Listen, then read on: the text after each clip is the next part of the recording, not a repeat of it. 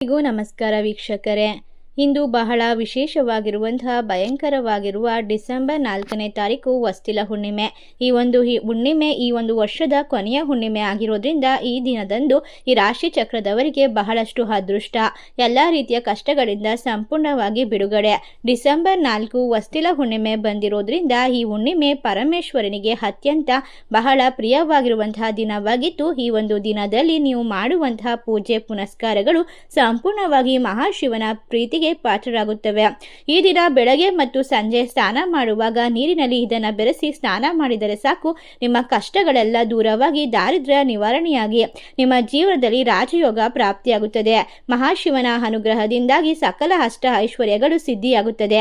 ಅಷ್ಟೇ ಅಲ್ಲದೆ ಹುಣ್ಣಿಮೆಯ ದಿನದಂದು ನೀರಿನಲ್ಲಿ ಇದನ್ನು ಬೆರೆಸಿ ಸ್ನಾನ ಮಾಡಿದರೆ 1 ಗಂಟೆಯಲ್ಲಿ ಕಷ್ಟಗಳು ದುಃಖಗಳು ದೂರವಾಗುತ್ತದೆ. ಅಷ್ಟ ಐಶ್ವರ್ಯ ಸಿರಿ ಸಂಪತ್ತು ಪ್ರಾಪ್ತಿಯಾಗುತ್ತದೆ. ಈ ರಾಶಿ ಚಕ್ರದವರಿಗೆ ಇನ್ನು ಮುಂದೆ ಕೋಟಿ ಜನ್ಮದ ಪುಣ್ಯ ಫಲ ಸಿಗ್ತಾ ಹೋಗುತ್ತೆ. ನಿಮ್ಮ ದೇಹದ ರೋಗಗಳು ಮಾನಸಿಕ ಕಾಯಿಲೆಗಳು ದೂರವಾಗುತ್ತದೆ. ಒಟ್ಟಾರೆಯಾಗಿ ರಾಶಿ ಚಕ್ರದಲ್ಲಿ ಇರ್ತಕ್ಕಂಥ ಜನರಿಗೆ ಇನ್ನು ಮುಂದಿನ ಎಲ್ಲ ದಿನಗಳಲ್ಲೂ ಕೂಡ ಅದೃಷ್ಟ ಪ್ರಾಪ್ತಿಯಾಗುತ್ತೆ ಅಂತ ಹೇಳಿದ್ರೆ ತಪ್ಪಾಗೋದಿಲ್ಲ. ಮಾಡುವಂತಹ ಕೆಲಸ ಕಾರ್ಯ ವ್ಯಾಪಾರ ವ್ಯವಹಾರದಲ್ಲಿ ಅತ್ಯುತ್ತಮವಾದ ಲಾಭ, ವಿಶೇಷವಾಗಿ ಒಂದು ಶಕ್ತಿ ಸಾಮರ್ಥ್ಯ, ಎಲ್ಲ ರೀತಿಯ ಕಷ್ಟಗಳಿಂದ ಪರಿಹಾರ, ಈ ರಾಶಿಯವರಿಗೆ ಸಮೃದ್ಧಿ ಪ್ರಾಪ್ತಿಯಾಗುತ್ತದೆ. ಅಷ್ಟೇ ಅಲ್ಲದೆ ನಿಮ್ಮ ಜೀವನಕ್ಕೆ ಹೊಸ ಚೈತನ್ಯ ಮತ್ತು ಉಲ್ಲಾಸ ಬರುತ್ತದೆ. ಈ ಸಂಪೂರ್ಣವಾದ ಮಾಹಿತಿಯನ್ನ ಇವತ್ತಿನ ವಿಡಿಯೋದಲ್ಲಿ ನೋಡ್ತಾ ಹೋಗೋಣ. ಹುಣ್ಣಿಮೆಯ ದಿನದಂದು ಯಾವ ಒಂದು ವಸ್ತುವನ್ನ ಬೆರೆಸಿ ಸ್ನಾನ ಮಾಡಬೇಕು, ಯಾವ ರೀತಿ ಮಹಾಶಿವನಿಗೆ ಪೂಜೆಯನ್ನ ಸಲ್ಲಿಸಬೇಕು, ಯಾವ ಒಂದು ವಸ್ತುವನ್ನ ಮಹಾಶಿವನಿಗೆ ಅರ್ಪಿಸೋದ್ರಿಂದ ನಿಮ್ಮ ಕಷ್ಟಗಳು ನಿವಾರಣೆಯಾಗುತ್ತದೆ, ಸಕಲ ಜನ್ಮದ ಪಾಪಗಳು ದೂರವಾಗುತ್ತೆ ಎಂಬ ಸಂಪೂರ್ಣ ಮಾಹಿತಿಯನ್ನ ನೋಡ್ತಾ ಹೋಗೋಣ. ಅದಕ್ಕೂ ಮುನ್ನ ನೀವು ಕೂಡ ಮಹಾಶಿವನ ಭಕ್ತರಾಗಿದ್ದಲ್ಲಿ ವಿಡಿಯೋಗೆ ಒಂದು ಲೈಕ್ ಕೊಟ್ಟು ತಪ್ಪದೇ ನಮ್ಮ ಚಾನಲ್ನ ಸಬ್ಸ್ಕ್ರೈಬ್ ಮಾಡಿ, ಹಾಗೆ ಪಕ್ಕದಲ್ಲಿ ಇರುವಂಥ ಬೆಲ್ ಐಕನ್ನ ಪ್ರೆಸ್ ಮಾಡಿ. ಹೌದು, ಮೊದಲನೇ ರಾಶಿ ಬಂದು ಈ ರಾಶಿ ಚಕ್ರದವರು ಬಹಳಷ್ಟು ಅದೃಷ್ಟವಂತರು ವೃಶ್ಚಿಕ ರಾಶಿಯವರು. ಇವರು ಎಲ್ಲ ರೀತಿಯ ಕೆಲಸದಲ್ಲೂ ಕೂಡ ವಿಶೇಷವಾಗಿ ಲಾಭವನ್ನ ಕಂಡುಕೊಳ್ತಾರೆ, ಅದೃಷ್ಟವನ್ನ ಬರಮಾಡ್ಕೊಳ್ತಾರೆ. ಸಾಲಗಳಿಂದ ಪರಿಹಾರ ಅನ್ನೋದು ಸುಲಭವಾಗಿ ಸಿಗ್ತಾ ಹೋಗುತ್ತೆ. ಇವರಿಗೆ ಇರ್ತಕ್ಕಂಥ ಆರೋಗ್ಯ ಸಮಸ್ಯೆಯಿಂದ ಸಂಪೂರ್ಣವಾಗಿ ಮುಕ್ತಿಯನ್ನ ಕಂಡುಕೊಳ್ಬಹುದು. ಈ ರಾಶಿ ಚಕ್ರದವರಿಗೆ ಕಷ್ಟಗಳು ಇರೋದಿಲ್ಲ, ಸೋಲಿನಿಂದ ಪರಿಹಾರ ಸಿಗ್ತಾ ಹೋಗುತ್ತೆ. ಒಟ್ಟಾರೆಯಾಗಿ ರಾಶಿ ಚಕ್ರದವರಿಗೆ ಇನ್ನು ಮುಂದೆ ಅಷ್ಟ ಐಶ್ವರ್ಯ ಸಿರಿ ಸಂಪತ್ತು, ಎಲ್ಲ ಕೆಲಸ ಕೂಡ ವಿಪರೀತವಾದ ರಾಜಯೋಗ ಪ್ರಾಪ್ತಿಯಾಗುತ್ತೆ. ರಾಜರಂತೆ ಜೀವನವನ್ನ ನಡೆಸ್ತಾರೆ ಅಂತ ಹೇಳಿದ್ರೆ ತಪ್ಪಾಗೋದಿಲ್ಲ. ಹೌದು, ವೃಶ್ಚಿಕ ರಾಶಿಯವರು ಇಲ್ಲಿಯವರೆಗೂ ಪಟ್ಟಂತಹ ಪರಿಶ್ರಮ ಕಷ್ಟಕ್ಕೆ ಇಂದು ಉತ್ತಮವಾದ ಬೆಲೆ ಸಿಗುತ್ತದೆ. ನೀವು ಪಿತ್ರಾರ್ಜಿತ ಆಸ್ತಿಯಿಂದ ಲಾಭವನ್ನ ಕಂಡುಕೊಳ್ಬಹುದು ಅಥವಾ ಹೊಸ ಆಸ್ತಿಯನ್ನ ಖರೀದಿ ಮಾಡುವ ಯೋಗವಿದೆ. ನಿಮಗೆ ಬ್ಯಾಂಕ್ಗಳಲ್ಲಿ ಸುಲಭವಾಗಿ ಸಾಲ ಸಿಗುತ್ತೆ. ಇದರಿಂದಾಗಿ ನಿಮ್ಮ ಆಸೆ ಕನಸನ್ನ ಸಂಪೂರ್ಣವಾಗಿ ಪೂರ್ಣ ಮಾಡಿಕೊಳ್ಳಬಹುದು. ನಿಮ್ಮ ಯಾವುದೇ ಅಪೂರ್ಣ ಕೆಲಸಗಳನ್ನ ಈ ಸಂದರ್ಭದಲ್ಲಿ ಪೂರ್ಣಗೊಳಿಸಿಕೊಳ್ಳಬಹುದು. ಮಹಾಶಿವನ ಅನುಗ್ರಹ ನಿಮ್ಮ ಕೆಲಸಗಳು ಕಾರ್ಯಗಳು ವಿಶೇಷವಾಗಿ ಲಾಭಕ್ಕೆ ತಿರುಗುತ್ತದೆ. ವ್ಯಾಪಾರ ವ್ಯವಹಾರದಲ್ಲಿ ಅತ್ಯುತ್ತಮ ಲಾಭವನ್ನ ಕಂಡುಕೊಳ್ತೀರಾ. ಈ ಸಂದರ್ಭ ವೈವಾಹಿಕ ಜೀವನ ಸುಂದರವಾಗಿರುತ್ತೆ. ಇಷ್ಟೆಲ್ಲ ಅದೃಷ್ಟವನ್ನ ಈ ರಾಶಿಯವರು ಕಂಡುಕೊಳ್ತಾರೆ. ಈ ದಿನ ನೀವು ಅನುಸರಿಸಬೇಕಾದಂತಹ ಪರಿಹಾರ ಅಂದ್ರೆ, ಮಹಿಳೆಯರು ಬೆಳಗ್ಗೆ ಬೇಗ ಎದ್ದು ಮನೆಯನ್ನ ಸ್ವಚ್ಛಗೊಳಿಸಬೇಕಾದ್ರೆ ಮನೆಗೆಲ್ಲ ಅರಿಶಿಣದ ನೀರನ್ನ ಚಿಮುಕಿಸಬೇಕು. ಮನೆ ಬಾಗಿಲಿಗೆ ಅರಿಶಿಣವನ್ನ ಹಚ್ಚಿ ಕುಂಕುಮವನ್ನ ಇಟ್ಟು ರಂಗೋಲಿಯನ್ನ ಬಿಡಬೇಕಾಗುತ್ತೆ. ಈ ರೀತಿಯಾಗಿ ಮಾಡಿ ಶಿವಾರಾಧನೆಯನ್ನ ಮಾಡೋದ್ರಿಂದ ನಿಮ್ಮ ಕಷ್ಟಗಳಿಂದ ಪರಿಹಾರ, ನೆಮ್ಮದಿಯ ಜೀವನ ಪ್ರಾಪ್ತಿಯಾಗ್ತಾ ಹೋಗುತ್ತೆ. ಈ ರಾಶಿಯವರಿಗೆ ಒಟ್ಟಾರೆಯಾಗಿ ಕಷ್ಟಗಳಿಂದ ಮುಕ್ತಿಯನ್ನ ಕಂಡುಕೊಳ್ಳೋಕೆ ಈ ಸಣ್ಣ ಪರಿಹಾರ ಸುಲಭವಾಗಿ ಸಹಾಯವನ್ನ ಮಾಡುತ್ತೆ ಅಂತ ಹೇಳಿದ್ರೆ ತಪ್ಪಾಗೋದಿಲ್ಲ. ಮುಂದಿನ ರಾಶಿ ಮೇಷರಾಶಿ. ಮೇಷರಾಶಿಯಲ್ಲಿರ್ತಕ್ಕಂತಹ ಜನರಿಗೆ ಈ ಸಂದರ್ಭದಲ್ಲಿ ಇರ್ತಕ್ಕಂತಹ ನಾನಾ ರೀತಿಯ ಆರೋಗ್ಯ ಸಮಸ್ಯೆಗಳು, ಮನೆಯಲ್ಲಿ ಇರ್ತಕ್ಕಂತಹ ಗುರು ಹಿರಿಯರ ಆರೋಗ್ಯ ಸಮಸ್ಯೆಗಳು, ಮಕ್ಕಳ ವಿಷಯದಲ್ಲಿ ಇರ್ತಕ್ಕಂತಹ ತೊಂದರೆಗಳು ದೂರವಾಗುವ ಸಾಧ್ಯತೆ ಇದೆ. ಒಟ್ಟಾರೆಯಾಗಿ ರಾಶಿ ಚಕ್ರದವರು ಬಹಳಷ್ಟು ಅದೃಷ್ಟ, ಲಾಭ, ವಿಪರೀತವಾಗಿ ಯಶಸ್ಸನ್ನು ಕಂಡುಕೊಳ್ಳುವ ಸಮಯ ಇದಾಗಿರೋದ್ರಿಂದ ನೀವು ಯಾವುದೇ ಒಂದು ಕೆಲಸವನ್ನು ಮಾಡ್ತಾ ಇದ್ರೂ ಕೂಡ ಶ್ರದ್ಧಾ ಭಕ್ತಿಯಿಂದ ನಿಮ್ಮ ಕೆಲಸವನ್ನು ಮುಂದುವರಿಸಿ. ಇದರಿಂದ ಹೆಚ್ಚಿನ ಲಾಭವನ್ನು ಕಂಡುಕೊಳ್ಳೋಕೆ ಸಾಧ್ಯವಾಗ್ತಾ ಹೋಗುತ್ತೆ. ಒಟ್ಟಾರೆಯಾಗಿ ರಾಶಿ ಚಕ್ರದವರಿಗೆ ಇನ್ನು ಮುಂದೆ ಸೋಲೇ ಇಲ್ಲ, ನೆಮ್ಮದಿಯ ಜೀವನ, ರಾಶಿ ಹಣವನ್ನು ಬರಮಾಡ್ಕೊಳ್ಬಹುದು, ನೆಮ್ಮದಿಯನ್ನು ಕಂಡುಕೊಳ್ಬಹುದು.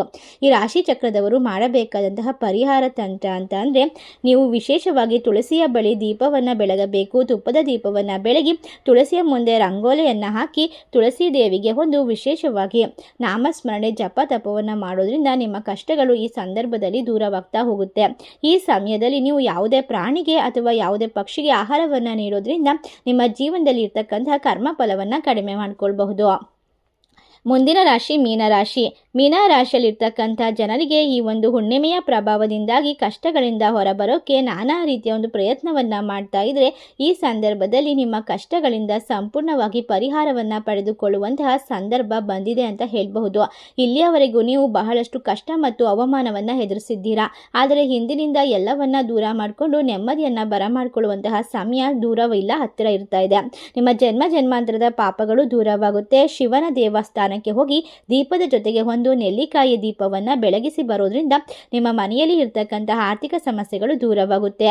ಈ ಸಮಯದಲ್ಲಿ ವಿಶೇಷವಾಗಿ ದತ್ತೂರಿಕಾಯಿ ದೀಪವನ್ನು ಹಚ್ಚಿದರೆ ಪರಮೇಶ್ವರನಿಗೆ ಬಹಳ ಪ್ರೀತಿ ಉಂಟಾಗಿ ಸಂಪೂರ್ಣವಾಗಿ ಅನುಗ್ರಹ ನಿಮ್ಮ ಮೇಲೆ ಪ್ರಾಪ್ತಿಯಾಗುತ್ತೆ. ಅಷ್ಟ ಐಶ್ವರ್ಯ ಸಿರಿ ಸಂಪತ್ತು ನಿಮ್ಮ ಪಾಲಿಗೆ ಒದಗಿ ಬರುತ್ತೆ. ಈ ದಿನದಂದು ವಿಶೇಷವಾಗಿ ಎಲ್ಲ ರೀತಿಯ ತೊಂದರೆಗಳಿಂದ ಪರಿಹಾರವನ್ನು ಪಡೆದುಕೊಳ್ಳೋಕೆ ಈ ರಾಶಿ ಚಕ್ರದವರು ಸುಮಂಗಲಿಯರು. ನದಿಗಳಲ್ಲಿ ಸ್ನಾನ ಮಾಡೋದು ಅತ್ಯುತ್ತಮ. ನದಿಗಳಲ್ಲಿ ಸ್ನಾನ ಮಾಡೋದ್ರಿಂದ ನಿಮ್ಮ ಸರ್ವ ದೋಷಗಳು ನಿವಾರಣೆಯಾಗುತ್ತೆ. ನದಿಗಳಲ್ಲಿ ಸ್ನಾನ ಮಾಡೋಕ್ಕೆ ಸಾಧ್ಯವಾಗದೇ ಇರುವಂಥವರು ಗಂಗಾ ಜಲದಲ್ಲಿ ಮನೆಯಲ್ಲೇ ಸ್ನಾನವನ್ನು ಮಾಡಿಕೊಳ್ಬಹುದು. ಇದರಿಂದ ಕೂಡ ನಿಮ್ಮ ಪಾಪಗಳನ್ನೆಲ್ಲ ಗಂಗಾ ಮಾತೆ ತೊಳೆಯುತ್ತಾಳೆ. ಇದರಿಂದ ನಿಮ್ಮ ಸಕಲ ದೋಷಗಳು ದೂರವಾಗಿ ಮನೆಯಲ್ಲಿ ಸಿಹಿ ಸುದ್ದಿಗಳು ಕೇಳಿ ಬರುತ್ತದೆ. ಮುಂದಿನ ರಾಶಿ ಮಕರ ರಾಶಿ. ಮಕರ ರಾಶಿಯಲ್ಲಿರ್ತಕ್ಕಂಥ ಜನರಿಗೆ ಈ ಒಂದು ಸಂದರ್ಭದಲ್ಲಿ ನೀವು ಇಷ್ಟಪಡುವಂತಹ ಯಾವುದೇ ಒಂದು ಕೆಲಸವನ್ನು ಮಾಡಬೇಕು ಅಂತ ಬಯಸ್ತಾ ಇದ್ರೆ, ಹೊಸ ವ್ಯಾಪಾರ ವ್ಯವಹಾರವನ್ನು ಶುರು ಮಾಡಬೇಕು ಅಂತ ಇಷ್ಟಪಡ್ತಾ ಇದ್ರೆ ಅದಕ್ಕೂ ಕೂಡ ಸೂಕ್ತವಾದ ಸಮಯ ಶುರುವಾಗ್ತಾ ಇದೆ. ಈ ಸಂದರ್ಭದಲ್ಲಿ ನೀವು ಮಾಡುವಂತಹ ಕೆಲಸದಲ್ಲಿ ವಿಪರೀತವಾದ ಲಾಭ, ಈಶ್ವರನ ಕೃಪೆಯಿಂದ ನಿಮ್ಮ ಎಲ್ಲ ಕಷ್ಟಗಳು ದೂರವಾಗಿ ಸಕಲ ಅಷ್ಟ ಐಶ್ವರ್ಯಗಳು ಲಭಿಸುತ್ತದೆ. ಈ ಸಂದರ್ಭ ನಿಮ್ಮ ಜೀವನದ ಮಹತ್ತರವಾದ ತಿರುವಿಗೆ ಕಾರಣವಾಗುವಂತಹ ಸಮಯವಾಗಿದೆ. ಅಷ್ಟೇ ಅಲ್ಲದೆ ಈ ಸಮಯದಲ್ಲಿ ನಿಮ್ಮ ಕುಟುಂಬದ ಬೆಂಬಲ ಸಂಪೂರ್ಣವಾಗಿ ಸಿಗ್ತಾ ಹೋಗುತ್ತೆ. ನಿಮಗೆ ಜಾತಕದ ದೋಷಗಳು ಕೂಡ ನಿವಾರಣೆಯಾಗುವ ಸಮಯವಿದೆ. ನೀವು ಶ್ರದ್ಧಾ ಭಕ್ತಿಯಿಂದ ನಿಮ್ಮ ಕೈಲಾದಷ್ಟು ಪೂಜೆ ಪುನಸ್ಕಾರಗಳನ್ನು ಮಾಡೋದು, ವಿಶೇಷವಾಗಿ ಕಷ್ಟದಲ್ಲಿರುವಂಥವ್ರಿಗೆ ಸಹಾಯ ಮಾಡೋದ್ರಿಂದ ಸಂಪೂರ್ಣವಾಗಿ ಮಹಾಶಿವನ ಅನುಗ್ರಹಕ್ಕೆ ಪಾತ್ರರಾಗ್ತೀರಾ ಅಂತ ಹೇಳಿದ್ರೆ ತಪ್ಪಾಗೋದಿಲ್ಲ. ಈ ರಾಶಿ ಚಕ್ರದವರು ಇಲ್ಲಿಯವರೆಗೂ ನಾನಾ ರೀತಿಯ ಸಮಸ್ಯೆಗಳನ್ನು ಎದುರಿಸಿದ್ದೀರಾ. ಕಷ್ಟಗಳಿಂದ ದುಃಖಗಳಿಂದ ಬೇಸತ್ತು ಹೋಗಿದ್ದೀರಾ. ಸಾಲದ ಸಮಸ್ಯೆಯಿಂದ ಪರಿಹಾರವನ್ನು ಪಡೆದುಕೊಳ್ಳಬೇಕೆಂಬ ಬಹುದೊಡ್ಡದಾದ ಕನಸನ್ನು ನನಸು ಮಾಡಿಕೊಳ್ಬಹುದು. ಎಲ್ಲ ಸಾಲದಿಂದ ಮುಕ್ತಿಯನ್ನು ಪಡೆದುಕೊಳ್ಳಬಹುದು. ಇಷ್ಟರ ಅದೃಷ್ಟವನ್ನು ಈ ರಾಶಿಯವರು ಕಂಡುಕೊಳ್ತಾರೆ. ಎಲ್ಲ ಕಷ್ಟಗಳಿಂದ ಹೊರಬರ್ತಾರೆ. ನೆಮ್ಮದಿಗೆ ಪ್ರಾಪ್ತಿಯಾಗುವಂತಹ ವಿಶೇಷವಾದ ಸಂದರ್ಭ ಈ ಹುಣ್ಣಿಮೆಯಿಂದ ಶುರುವಾಗ್ತಾ ಇದೆ. ಶಿವನಿಗೆ ಇಷ್ಟಪಟ್ಟಂತಹ ಪೂಜೆ ಪುನಸ್ಕಾರಗಳನ್ನು ನೀವು ಅರ್ಪಿಸಬೇಕು. ಈ ಸಂದರ್ಭದಲ್ಲಿ ನೀವು ವಿಶೇಷವಾಗಿ ಬಿಲ್ವಪತ್ರೆಯಿಂದ ಮಹಾಶಿವನಿಗೆ ಅರ್ಚನೆಯನ್ನು ಮಾಡಿಸೋದು ಮತ್ತು ಎಕ್ಕದ ಹೂವನ್ನು ಅರ್ಪಿಸೋದ್ರಿಂದ ನಿಮ್ಮ ಕಷ್ಟಗಳು ದೂರವಾಗ್ತಾ ಹೋಗುತ್ತೆ. ಈ ರಾಶಿ ಚಕ್ರದವರಿಗೆ ಇನ್ನು ಮುಂದೆ ಸಕಲ ಸಂಪತ್ತುಗಳು, ಅಷ್ಟ ಐಶ್ವರ್ಯಗಳು ಪ್ರಾಪ್ತಿಯಾಗುವಂತಹ ಮಹಾದಿನ ಅಂತ ಹೇಳಿದ್ರೆ ತಪ್ಪಾಗೋದಿಲ್ಲ. ಇಷ್ಟೆಲ್ಲ ಅದೃಷ್ಟವನ್ನು ಈ ರಾಶಿ ಚಕ್ರದವರು ಕಂಡುಕೊಂಡು ಬಹಳಷ್ಟು ಸಿಹಿಯಾಗಿ ಸುದ್ದಿಗಳನ್ನು ಬರಮಾಡ್ಕೊಳ್ತಾರೆ, ನೆಮ್ಮದಿಯನ್ನು ಪ್ರಾಪ್ತಿ ಮಾಡ್ಕೊಳ್ತಾರೆ. ಇಷ್ಟೆಲ್ಲ ಅದೃಷ್ಟವನ್ನು ಈ 5 ರಾಶಿಯಲ್ಲಿ ಇರ್ತಕ್ಕಂಥ ಜನರು ಬರಮಾಡ್ಕೊಳ್ಳಲಿದ್ದಾರೆ. ಅಷ್ಟೇ ಅಲ್ಲದೆ ನೀವು ನೈವೇದ್ಯವಾಗಿ ಮಹಾಶಿವನಿಗೆ ಒಂದು ಸಿಹಿಯಾದ ಪಾಯಸವನ್ನು ಅರ್ಪಿಸೋದ್ರಿಂದ ಕೂಡ ನಿಮ್ಮ ಮನೆಯಲ್ಲಿ ಆದಷ್ಟು ಬೇಗ ಕಂಕಣ ಭಾಗ್ಯ ಕೂಡಿ ಬರುತ್ತದೆ ಮತ್ತು ಮನೆಯಲ್ಲಿ ಒಂದು ವಿಶೇಷವಾಗಿ ಸಿಹಿ ಸುದ್ದಿಗಳು ಕೇಳೋಕ್ಕೆ ಸಾಧ್ಯವಾಗ್ತಾ ಹೋಗುತ್ತೆ. ಈ ಒಂದು ದಿನ ಯಾವ ರೀತಿಯಾಗಿ ನೀವು ಶಿವನನ್ನು ಪೂಜೆ ಮಾಡಿಕೊಳ್ಬೇಕು ಅಂದರೆ, ಶಿವನಿಗೆ ವಿಶೇಷವಾಗಿ ಓಂ ನಮಃ ಶಿವಾಯ ಮಂತ್ರವನ್ನು ಜಪಿಸಬೇಕು. ಇದರಿಂದ ಶುಭ ಫಲಿತಾಂಶಗಳು ದೊರೆಯುತ್ತದೆ. ಅದೇ ರೀತಿ ಶಿವನ ದೇವಸ್ಥಾನಕ್ಕೆ ಹೋಗೋದು ತುಂಬ ಉತ್ತಮ. ಮನೆಯಲ್ಲಿ ನಿತ್ಯ ಸುಖ ಶಾಂತಿ ಲಭಿಸುತ್ತದೆ. ಅತ್ಯಂತ ಪವಿತ್ರವಾದ ಈ ದಿನದಂದು ಬೆಳಗ್ಗೆ ಮತ್ತು ಸಂಜೆ ಸ್ನಾನ ಮಾಡುವ ನೀರಿನಲ್ಲಿ ಒಂದು ಹಿಡಿ ಉತ್ತರಾಣಿ ಎಲೆಗಳು ಅಥವಾ ಬಿಲ್ವಪತ್ರೆ ಎಲೆಗಳನ್ನು ಅಥವಾ ಒಂದು ಹಿಡಿ ಬೇವಿನ ಎಲೆಗಳನ್ನು ಹಾಕಿ ಸ್ನಾನ ಮಾಡಿದರೆ ಸಕಲ ಜನ್ಮಾಂತರದ ಪಾಪಗಳು ದಾರಿದ್ರ್ಯಗಳು ದೂರವಾಗುತ್ತೆ. ಒಂದು ಚಿಟಿಕೆ ಅರಿಶಿನ ಮತ್ತು ಉಪ್ಪನ್ನು ಬೆರೆಸಿ ಸ್ನಾನ ಮಾಡೋದ್ರಿಂದ ರೋಗಗಳು ನಾಶವಾಗುತ್ತೆ. ಮಹಾಶಿವನಿಗೆ ಉತ್ತರಾಣಿ ಎಲೆಗಳು ಅಂದರೆ ತುಂಬಾನೇ ಇಷ್ಟ. ಪುರಾಣಗಳು ಹೇಳುತ್ತದೆ. ಆದ್ದರಿಂದ ಈ ಒಂದು ಹಿಡಿ ಉತ್ತರಾಣಿ ಎಲೆಗಳು ಹಾಗೂ ಬೇವಿನ ಎಲೆಗಳನ್ನು ನೀವು ಹಾಕಿ ಸ್ನಾನವನ್ನು ಮಾಡೋದ್ರಿಂದ ನಿಮ್ಮ ಆರೋಗ್ಯ ಸಮಸ್ಯೆಗಳು ಕೂಡ ದೂರವಾಗುತ್ತೆ. ಮನೆಯಲ್ಲಿ ಪಾಸಿಟಿವಿಟಿ ಹೆಚ್ಚಾಗ್ತಾ ಹೋಗುತ್ತೆ. ಸಕಲ ಇಷ್ಟಾರ್ಥಗಳು ನಿಮ್ಮ ಜೀವನದಲ್ಲಿ ನೆರವೇರೋಕ್ಕೆ ಸಾಧ್ಯವಾಗ್ತಾ ಹೋಗುತ್ತೆ.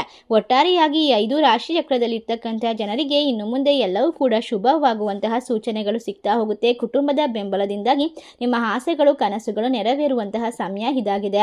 ನೀವು ಇಷ್ಟಪಡುವಂತಹ ದೇವರನ್ನ ಪೂಜಿಸುವ ಪರವಾಗಿ ನಿಮ್ಮ ಜೀವನದಲ್ಲಿ ನೀವು ನಕಾರಾತ್ಮಕತೆಯಿಂದ ದೂರ ಬರ್ಬೋದು. ಶತ್ರುಗಳ ಕಾಟದಿಂದ ಪರಿಹಾರವನ್ನು ಕಂಡುಕೊಳ್ಬಹುದು. ಒಟ್ಟಾರೆಯಾಗಿ 5 ರಾಶಿ ಚಕ್ರದಲ್ಲಿ ನಿಮ್ಮ ರಾಶಿ ಇದ್ದರೂ ಇಲ್ಲದಿದ್ದರೂ ಭಕ್ತಿಯಿಂದ ಓಂ ನಮಃ ಶಿವಾಯ ಎಂದು